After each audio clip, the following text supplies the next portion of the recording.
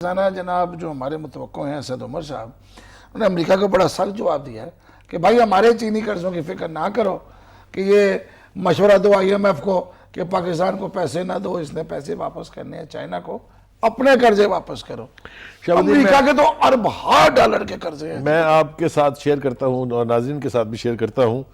کہ امریکہ نے $50 ٹریلین دینا ہے چین کا، اور جس کے حساب سے ہر امریکن جو ہے وہ $5000 کا مقروض ہے چین کا۔ ان کو شرم آنی چاہیے اس طرح کی گفتگو کرتے ہوئے۔ پہلے بھائی بالکل ٹھیک کہا اسد عمر نے کہ پہلے آپ اپنے قرضے تو چکا لیں چین کے ساتھ، پھر باقی کے مشورے اس کو بعد میں دے دیجئے گا۔ ایک بات تو یہ ہے، اور دوسری بات یہ ہے کہ سی پیک جو ہے وہ ہر لحاظ سے پاکستان کے لیے ایک گیم چینجر ہے، اور جس کے بارے میں اتنے شبہات اور اتنے مشکوک قسم کی باتیں جو ہیں وہ پورے سوشل میڈیا پر دنیا بھر میں ہو رہی ہیں۔ امریکہ، برطانیہ،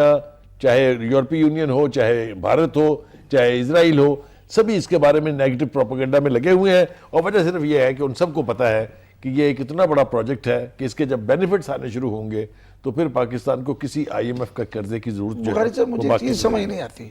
انہیں تکلیف کیا ہے پاکستان کے اس سے؟ انڈیا کو تکلیف ہے، مان لیا، کیونکہ پاکستان اور چین بیعقد وہ دونوں کو اپنا دشمن سمجھتا ہے۔ دبئی کو تکلیف ہے، مان لیا کہ اگر گوادر اتنی بڑی پورٹ شروع ہو گئی تو دبئی کون جائے گا؟ بھائی پاکستان تو بالکل سامنے ہے، یہ ٹرانزٹ پورٹ بنے گی، کوئی اور ٹرانزٹ پورٹ نہیں رہے گی۔ یہ شعیب الدین آپ نے بہت ٹھیک کہا کہ ہمارے کچھ دوست ایسے ہیں جن کو اس کی بہت زیادہ تکلیف ہے، نام لینے کی ضرورت نہیں ہے، ساری دنیا سمجھتی ہے کون ہے وہ۔ اور دوسری بات یہ ہے کہ ملاکا اسٹیٹ میں جو جاپان کے ساتھ سمندری راستہ ہے،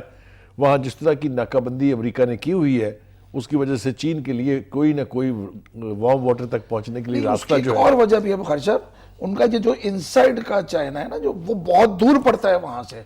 ان کو یہ راستہ تو بمشکل، یہ دیکھیں سامنے کا راستہ ہے، 1500 کلومیٹر 1500 میل میں وہ سیدھا اپنے چائنا میں چلے گئے، وہ اوپر سے 6-7 میل آتے تھے نیچے۔